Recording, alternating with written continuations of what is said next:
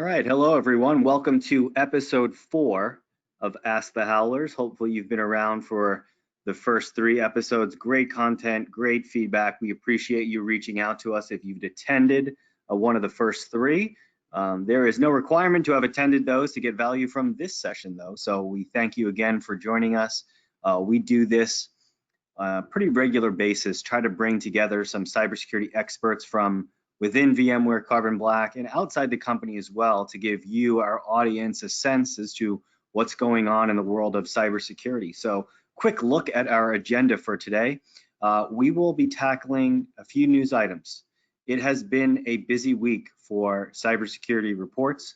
VMware Carbon Black has contributed its own data in recent weeks with the Modern Bank Heist report, but more importantly, we'll be talking to our experts. We have 3 on today who have a unique point of view in the market. We have Stacia Tympanick, Tom Kellermann, and Rick McElroy. Gang, welcome again. This is one of my favorite trios to talk to. I appreciate you coming on. How is everyone doing? Doing well. Thanks for having us. Great. Stacia, Rick, welcome to you as well. Yeah, thanks for having us.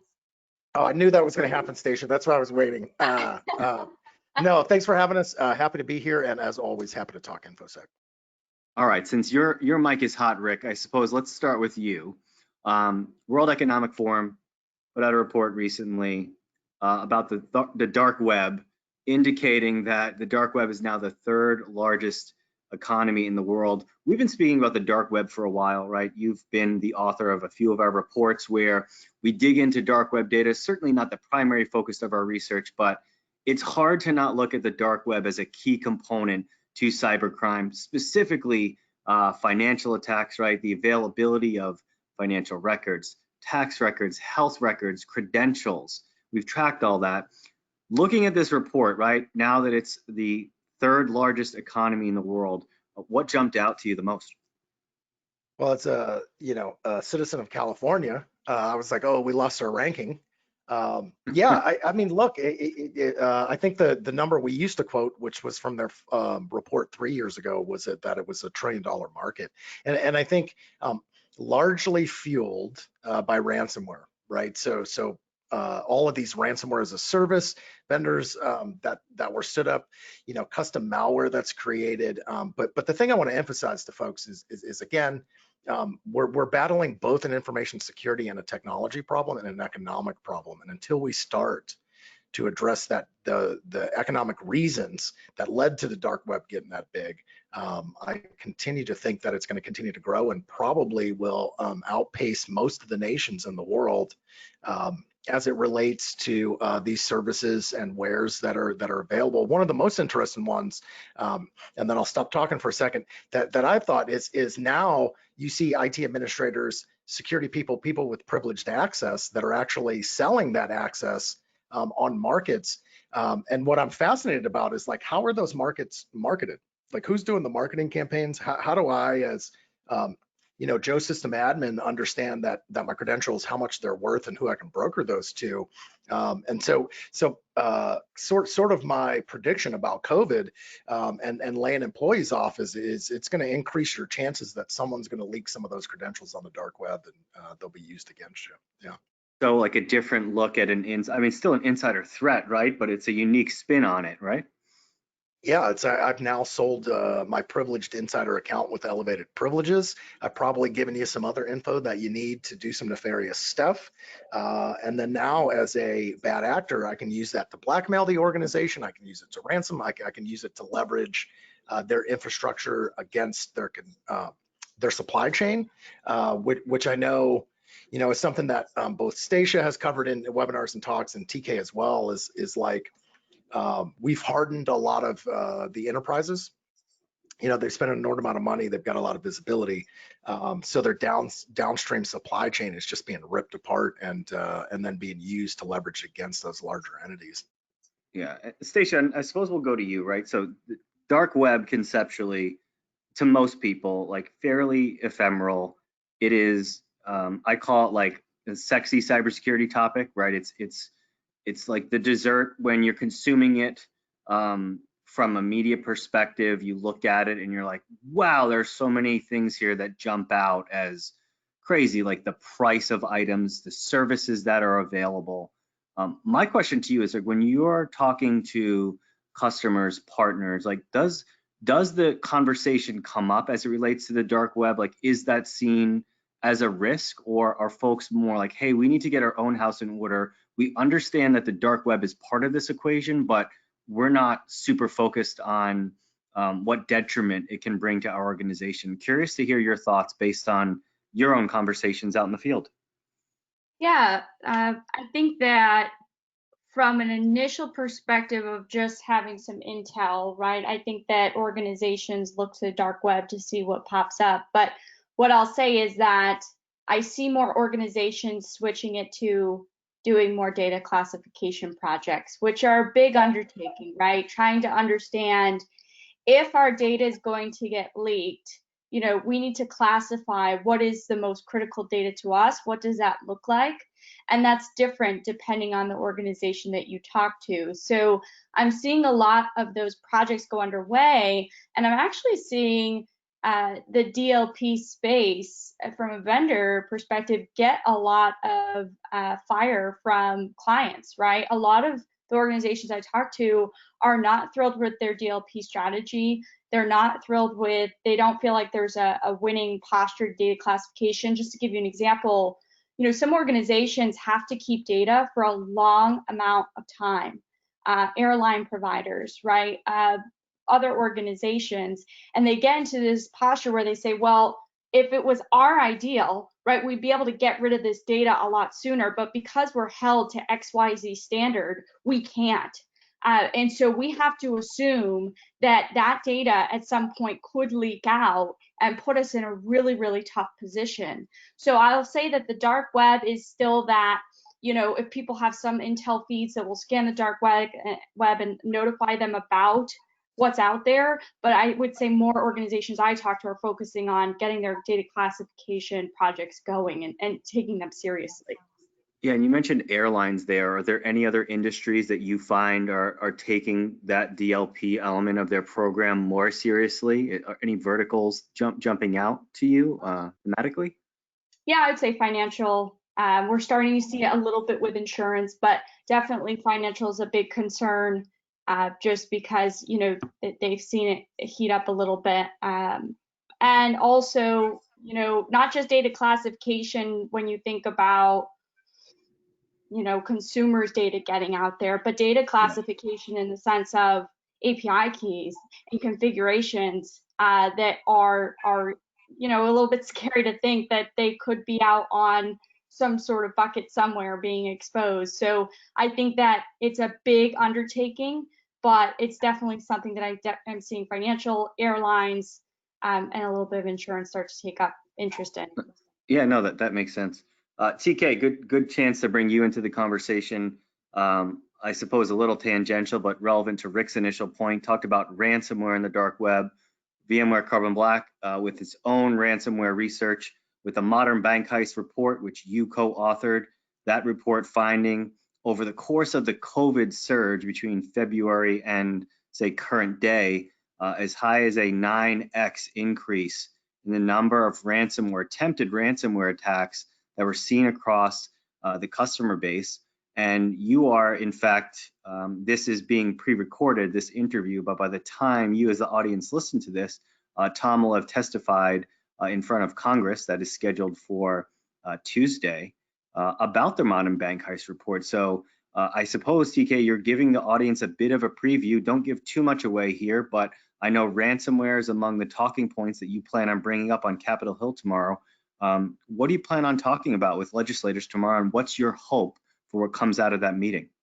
Well, let's speak to ransomware specifically. Look, ransomware is the poor man's malware, okay? And there's numerous forums and capabilities out there that the traditional criminal can use to become a ransomware extortionist. What's more interesting to me is the economy of scale of the dark web, wherein you now have capabilities being delivered to neophytes that allow them to pursue cybercrime conspiracies against individuals and corporations as a whole. A part of my discussion with Congress will will coalesce around the three-legged stool of the dark web. First, you have the hacking capabilities and the hacking phenomenon, which we focus on and which we will continue to focus on as an organization. Second, you have the bulletproof hosts and the dark forums that facilitate the infrastructure for the provision of goods and services, et cetera, associated with that economy of scale. And then lastly, you have the virtual currencies that provide the capital for goods and services. In the end of days, it's an arms race, and we're not going to win this arms race until we destabilize the three-legged stool. And I truly believe that the Financial Services Subcommittee in the House must modernize forfeiture laws and anti-money laundering laws to go after virtual currencies that are deemed to be complicit in the cybercrime conspiracies of today. This is also, there's a further recommendation here, which is that financial institutions must be mandated to elevate CISOs to be equal to or greater than CIOs, where they're directly reporting to the CEOs, because this is a safety and soundness issue and a trust and confidence issue. And then lastly, I'm advocating the migration of Secret Service back into the Treasury Department so they can focus once again on their primary mission, which is financial crimes. Well, good luck with that testimony tomorrow. I'm curious to see what comes out of that. Also curious to see if somehow the conversation of election security leaks into what is a financial security meeting. So, you're certainly well equipped to deliver that testimony tomorrow, but good luck with that. You mentioned a second ago, right, reporting structures, and Stacia, this is an area to bring you back in, given your experience in the field. VMware Carbon Black's report from earlier this year, right around the RSA conference, put out a survey.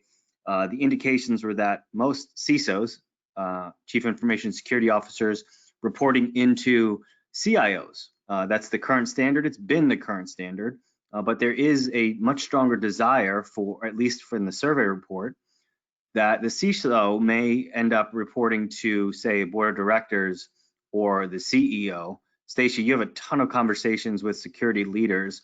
Do you feel like that's the prevailing sentiment among CISOs, that they should be now reporting into the CEO or the board of directors? And have you run into anyone who felt that that should not be the case? Yeah, I would say more so CISOs are looking to report into the CEO, right? Because when you think about the changes that have to occur when you're trying to do things like threat for the types of behaviors that we see getting leveraged today, it's harder and harder to detect anomalies, right? And one of the ways that can help organizations quickly spot anomalies is by being able to have good process in place around who, what, where, when, right? When I look at alerts that my organizations see that I align to, the alert resolution is not just dismissing it and moving on. It's usually, hey, we need to figure out why we do this way. Why does this process operate this way? Why does this application do this thing that looks malicious, but it's not? And can we improve that, right? And those conversations are not going to go anywhere unless you have executive buy-in to make that change. Yeah. And that is vital, and why they need to report to the CEO, so that there can be a lot more top-down driven initiative to get organizations on board with improving processes. And Krebs put out an article, I think a year ago, that talked about this, that more sophisticated organizations, you'll start to see the CISOs reporting to the CEO as opposed to CIO. And I'm interested to see how that shifts. I still think majority of the organizations I talk to, the reporting structure is right, the CISO to CIO. But over time, I'm interested to see, when I do run into an organization that's made that shift, what kind of different experience it is for them. And to that point, I think it's paramount that organizations see it as a comparative advantage or a competitive differentiator. The more seriously they take cybersecurity, and the easiest way they can show their customer base that is to elevate that position, to have the defensive coordinator at the top of the food chain, because I think sustainability of digital transformation will be dependent on a proactive cybersecurity and an investment in cybersecurity. In fact, in my testimony tomorrow, I'm advocating for tax credits for any organizations who invest at least 10% of their IT budgets in cybersecurity. That's an interesting proposition. And TK, to be honest, I mean, you've been suggesting this reporting structure, I think since the day we met. Like, you introduced yourself to me, you said, "Hi, I'm TK," and you're like, "Did you know the CISO should report to the CIO?" Is one of the first conversations we had. So you've been beating that drum for a while.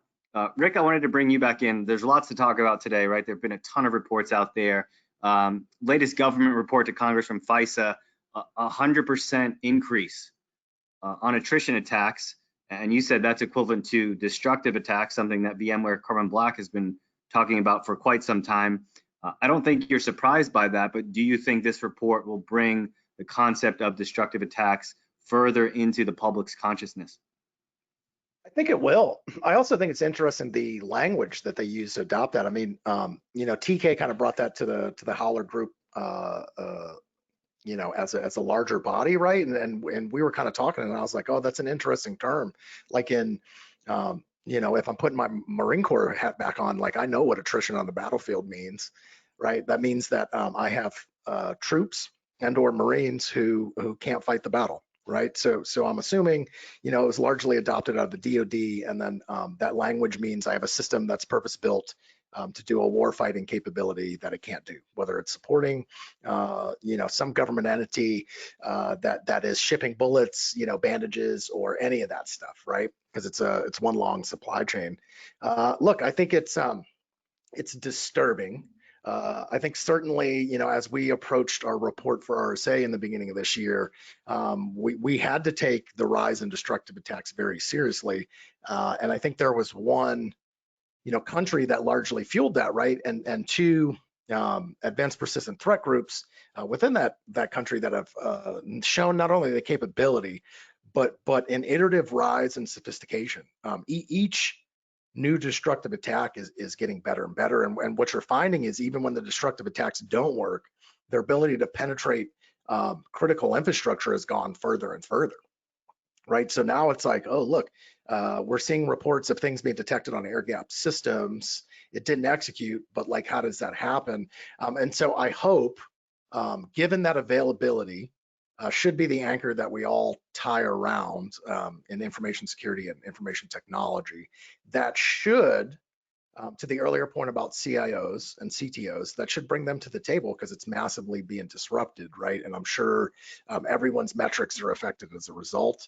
But yeah, I would say, look, what you see out of like, when you go look at our Outlook 2020 report, is that like these classic malware verticals aren't very classic anymore. You can't really say a piece of ransomware is only there to ransom. What you see in a lot of cases is like ransomware is doing credential harvesting, ransomware is doing lateral movement.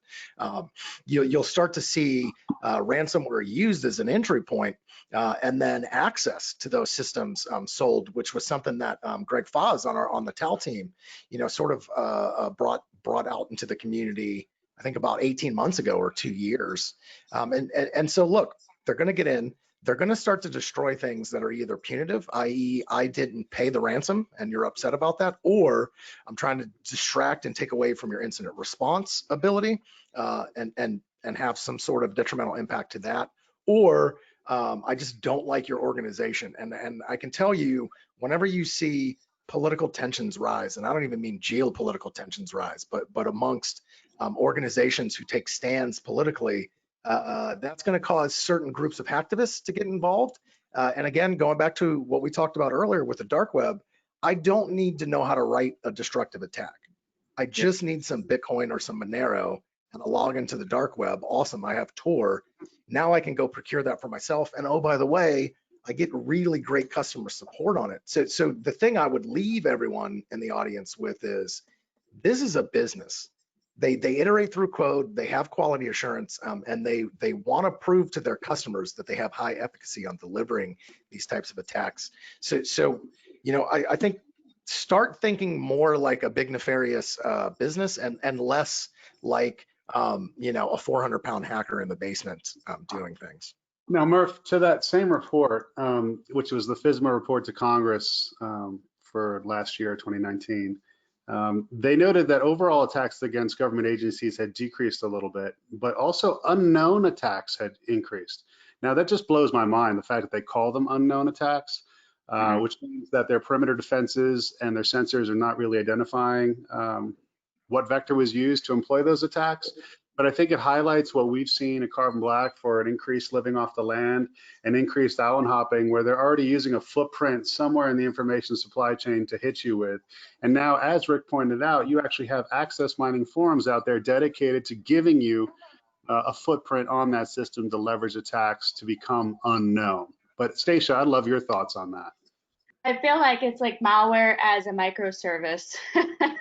They're moving to containers, right? In this sense of, instead of having, I remember when Emotet was kind of a little bit newer in the game, and financial companies were really concerned. And then it kind of moved forward, and other companies would be like, well, why would I be concerned about that, right? That's really geared towards financial. It's like, well, not anymore, when you can deconstruct it and kind of choose your own adventure, if you will, with malware. And that's why, I think it's important for organizations to go take more of an APT stance, like how will we defend against APTs, as opposed to let's focus in on this one specific one, because it might change, it might alter, and it's exactly what we're seeing as malware evolves. Oh, Stacia, can I piggyback on that real quick? I 100% agree with you. It's the biggest misapplication of MITRE ATT&CK I've seen, to your point, right, is like, let's just turn on MITRE ATT&CK. Everything lights up because there's infinity false positives, right? But to your point, I think the other mistake that people make is like doing adversary emulation that's too tight. So they'll say, hey, I want to replicate APT 33, right? But why would you do that? Like, if I had better detection over credential harvesting and lab movement, probably going to stop 90% of the stuff. So to Stacia's point, like, broaden your detectors a little bit on that and then stack them together, and I think you'll have a better shot rather than focusing on one particular actor group. Yeah, like one of the things that I try to spread out there is, like, people will ask about persistence, right? And I was talking about this to Rick before we kicked off, that persistence is not just within the run key. It's not just scheduled tasks. You have to look at WMI. You have to look at, I just saw something where, PowerShell commandlet is scheduling the task. So, you have to assume that those are going to evolve.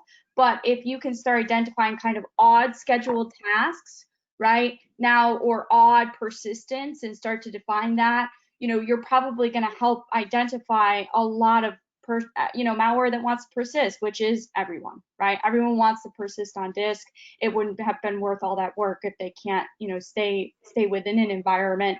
And I think one of the really nice, one of the good things that I think that the Modern Bank Heist report talks about is that you need to watch and wait. You need to assume the adversary has multiple means of getting into your environment, and also the second line of communications. Wow, I think that's super important too, because you may be talking to someone or communicating with your CERT team through a channel that's compromised. So you have to just take these things into account as you're trying to harden your environment.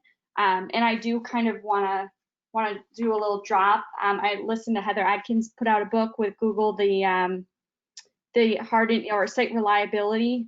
And I'm really excited to read that book, because I think that it also challenges roles that people have in organizations, that there needs to be a lot more collaboration, which is exactly what are in these reports that we're finding. CIOs want their IT and security teams to start collaborating. So I'm really excited to see where she's seen success with the study, where she saw there's still work to be done. There was another report that's out, right? The Verizon data breach report, long been one of the industry standards. I'm going to read a few statistics for you guys, and tell me if you're surprised by any. There was one that jumped out to me, and I think that's more a personal thing, right, than anything else. But let me read them out, right? First one: 86% of all breaches financially motivated. I was not surprised by that at all. 70% of breaches perpetuated by external actors. Okay, probably not that surprised about that. The one that jumped out to me was that 55% of breaches originate from organized crime groups. And TK, I know you want to jump in here. The reason it surprised me is we spend so much time looking at on a geopolitical scale about how, say, Russia, China, Iran, North Korea are trying to influence their power over the West and are launching cyber attacks. And I think that's still part of the equation. But one of the other elements of the report that I thought was interesting is, so when you look at victims, right, breach victims, 56% of victims were in the same state, right, as, say, the attacking entity where they could do attribution, indicating that organized crime, say, within a particular state in the United States, as it relates to cybercrime, is more prevalent than I thought. TK, I want you to jump in and say, you should have known that already, or wow, that number's a little high. Organized crime playing into 55% of breaches. Surprising to you at all? Am I off here or what?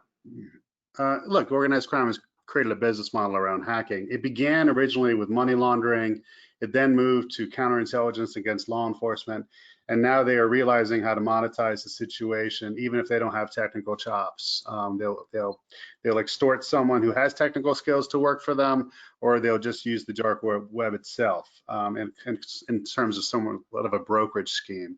That being said, the pioneers of the dark web are all connected to Eastern European crime groups. And now you see other organized crime syndicates in the world adopt these business models. It's not just the triads of China or the Yakuza in Japan. You're seeing the narco trafficking syndicates of Central and South America also use these capabilities. In fact, El Chapo was finally locked up because his IT guy, who he used very well to hack his adversaries and his girlfriends, flipped on him to the FBI. So no, this isn't surprising. And again, this goes back to how do you destabilize the dark web? You have to undermine the trust in the ephemeral ecosystem. And the only way to do that is to really go after the money and put a pinch on those so they can no longer transfer capital for goods and services, at which point they'll be deemed a ripper, and then the economy turns on itself. Rick, thoughts?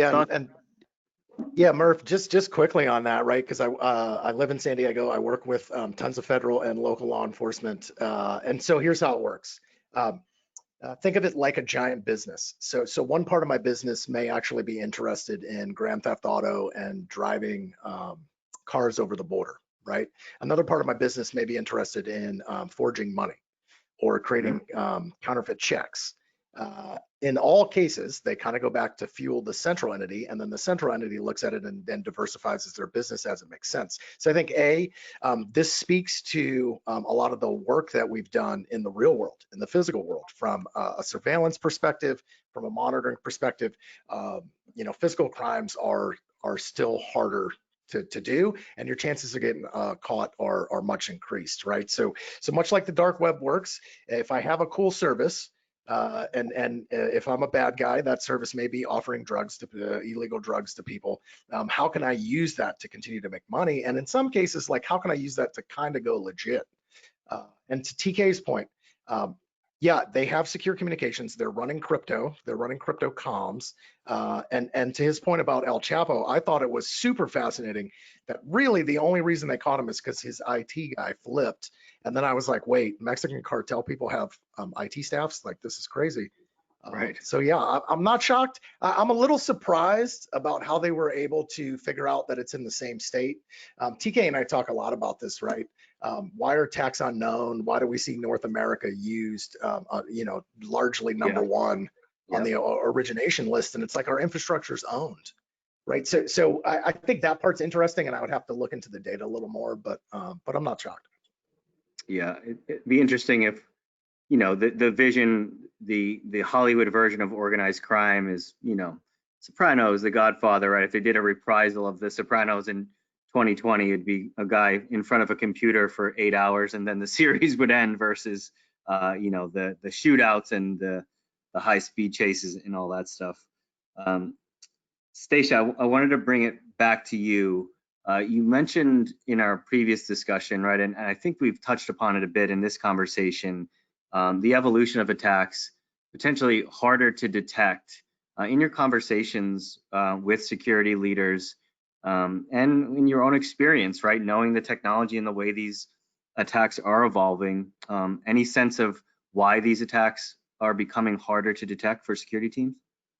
I think the good news is we're getting better at stopping more attacks, right? But to TK's point earlier, and I think Rick, you mentioned this too, PowerShell and ransomware are poor man's malware at this point. Leveraging those tools is kind of a commodity at this point. And I think when you look at the new attacks that are out there, when you look at TrickBot that relies on service hosts as an odd parent or not, spawning odd parents or odd children, that's really hard to detect. And another one is process injection. Process injection is really difficult to block. I will say that setting up IOCs for it, it takes a ton of tuning. And watching processes inject, you wouldn't think that many processes get injected into normally, but it happens. And so being able to detect anomalistic behavior with those specifically are really tough. And then network traffic, right? Things that are using commonly used ports, that's another thing that's really difficult to detect. So I think it's important that organizations look to start taking also, micro-segmentation, another look at it if they haven't. Assume they're going to get in and ensure that the services that you're using within these environments are ones that are necessary, and where they are necessary, trying to build IOCs. Because I'm telling you, as an NGAV vendor, being able to block on those types of behavior legitimately is very far and few that can be done. Interesting. Thanks for that. So Stacia, you're saying prevention is out the window at this point. How would you, if you could sit down with a major financial institution, what were the 3 things for response and how they responded would you recommend to them? Well, I would say that first off, when you do have something, that you get to a point where you've built something that it has enough fidelity that's high enough, right? If an IOC comes in from that, you do not run a playbook on that immediately, right? Because now we're talking about a more sophisticated attack that is in, and once they are in, they probably assume that if you do get a trigger, do you just go isolate that machine? Absolutely not. You are now assuming that you are playing in a much bigger ball game until that becomes commoditized, and then we'll move on to the next thing. So I would say, one, you have to invest. I still talk to organizations that just can't put the time into proactively hunting. You got to put that time in, invest in that time to build rich IOCs. Once you have the IOCs, making sure that you have a plan for if those trigger off, what that's going to look like to your organization, and make sure that you have a tool that's getting visibility across the environment. There's so many times that we run into situations where, we understand that device, asset visibility is really, really tough, but there's situations where we go into that the EDR product was deployed everywhere except servers. The EDR product was deployed everywhere except for the IT group. That, those are things that at least cover what you can see out there, because it's gonna always get to the machine, right, that doesn't have the EDR product on them. Well, that's an excellent point. So given telework, then how do you deal with VDI? Yeah, I mean, it's tough, right? And VDI, what I find, it's not that they don't want visibility into those systems, but the resources that VDI has from an infrastructure perspective are already slim. They're already struggling to make do. And so now you're telling me to put another security agent onto the VDI. It might be, right, the straw that breaks that camel's back. But we need to have a serious conversation about, first of all, getting into that environment, getting on that environment, running efficiently. And it's why we're having the conversation of how many security agents you have running on these. Let's try to at least consolidate them down. Let's focus on quality over quantity here. And then making sure that if a VDI instance gets spun down, that you don't lose that data. There's so many people that I see that are focused on, oh, I want my console to look clean, auto clean out endpoint data after 5 days. And it's like, I don't think that's a good idea. What if someone goes on maternity leave? What if someone goes on vacation? What if an endpoint's impacted? Being able to have that data on hand for a good retention amount of time is important. And that's a juggle, right? It's like, well, do we want to keep it clean and keep our asset inventory clean, or do we want to be able to have that data just in case? So I think that those are really important elements that we have to have discussions about. But guess what? That's the security team has to get us with the BDI team, because security typically does not do well when trying to pitch that to the BDI infrastructure people. Thanks for that, Stacia. And TK, good questions there. We're coming up on time. I always like to end on a little bit of a lighter note. I suppose on a lighter note, but it'll end that way. So the last time I think most of us traveled, certainly speaking for myself, was the RSA conference. And one of the things about the RSA conference, beyond the ability to network, to go to the booths, is the messaging that you see from all the different companies. I want you guys to pretend for a minute that you personally have the opportunity to create, say, a billboard, one of those truck billboards at RSA or any other conference. It's not branded by any company. It's just your few words or sentence of advice, best piece of billboard advice that you could give on such a wide scale to security professionals right now. And like, it might be something like, use MFA, multi-factor authentication, right? And Rick, sorry if I stole yours, but I know you'd go in that direction. What would be the billboard that you would set up? Again, there's no personal branding on it. There's no company branding. It's in a vacuum. What do you want security professionals to know in a few words? And TK, I'll start with you. In a sentence, I'll say your brand will be used against you. You must suppress intrusions, and to achieve that, you've got to integrate your controls. We'll work on the word count there, but I think that this is correct. And you've been saying that for a while, right? The concept of brands being used against themselves and to attack their constituents, whether it's for an island hopping attack, a watering hole attack. You've been on that for a while. And I realize I'm putting you guys on the spot for this. We didn't previously discuss this, so thanks for your patience. Rick, you have one? Yeah, I have two. One for the general public, which is only you can prevent cyber attacks. Okay. I think if there were some unintended consequences of the Smokey the Bear campaign, but generally speaking, like Smokey the Bear started like, I don't know, the 1930s, and it still has a 95%. Like 95% of people in America can still recognize Smokey the Bear and understand that messaging. I think there's something to that, right? But I think for security professionals, the one thing I've been preaching, and that I will continue to say probably for the next good bit, is security is a team sport, and it's about culture. It's not about tech. But I think security is a team sport, and embrace the other players on your team that you don't consider to be on your team. You consider them to be on the IT team, the legal team, the compliance team, inside audit, all those things. They're on your team. So put them on your team and make it a team sport. Yeah, it's an interesting dichotomy there. So the first with consumers, right? The personal accountability and responsibility, right? Being the change that you want to see in the world. And then on the second end of it, reaching out across the aisle in some cases, right, to IT pros or security pros, depending on where you sit. Security as a team sport is a good one. I think VMware is using that like quite literally on their billboard. So this billboard would be unbranded, but it's a message that I think definitely needs to resonate in the market right now. All right, Stacia, you're up. Back to the basics. Back to the basics. It's we're always going to be an industry that has attractive tools, but unfortunately, attractive tools, cool UIs, are not typically going to help you in the long run, right? We have to focus on the basics, and I know it's boring, but it's true. And the more that we can do that, I think that the more success you have of being able to detect once someone's in the environment, assuming they will get in. That's a great point. Focus on the fundamentals. The CIS critical controls, I would say, is the best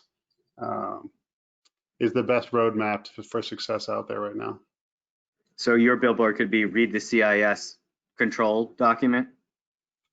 I could get a T-shirt with it printed on it. No, my billboard would, CISOs be the bosses of CIOs. Or you could put it down the highway, like every 5 miles you see CIS control. All right. Well, maybe for next time we'll get into what a multifaceted marketing campaign would look like. But I always like to gauge folks, right? We spend so much time in the trenches talking about the ins and outs. And I think, Stacia, your idea about getting back to the fundamentals, if we're not doing that right, it's very hard to build on top of that, and chasing the shiny new object, the shiny new tool, and spending more money in many cases is often the easy thing to do to demonstrate that you're doing something. But if you don't have your house in order, very difficult to build upon that. Thank you, guys. This is always fun. I know we went a little over. We could probably do 2 hours of this and still not have enough content for a great conversation. And thanks to the audience for joining. So if you can move to the next slide, we have one coming up. So episode 5, we have incident response in a remote world, right? That concept of remote working, certainly not going anywhere. A number of tech firms in recent weeks have come out saying that they're extending their work from home policy, some indefinitely. How is incident response a part of that? And we'll have David Balcar and Ben Tedesco from the VMware Carbon Black team on for that session. You can always find these episodes on demand. There will be resources and show notes available in the instance where we reference something specifically. Thank you, as always, to both Jackson and Samin on the back end for getting this set up, making sure that we keep the session tidy and don't go too over. And for setting a good precedent for the market. I think these sessions have been very helpful to everyone. So Stacia, Rick, TK, thank you once again, and we look forward to having you on again next time. Thank you.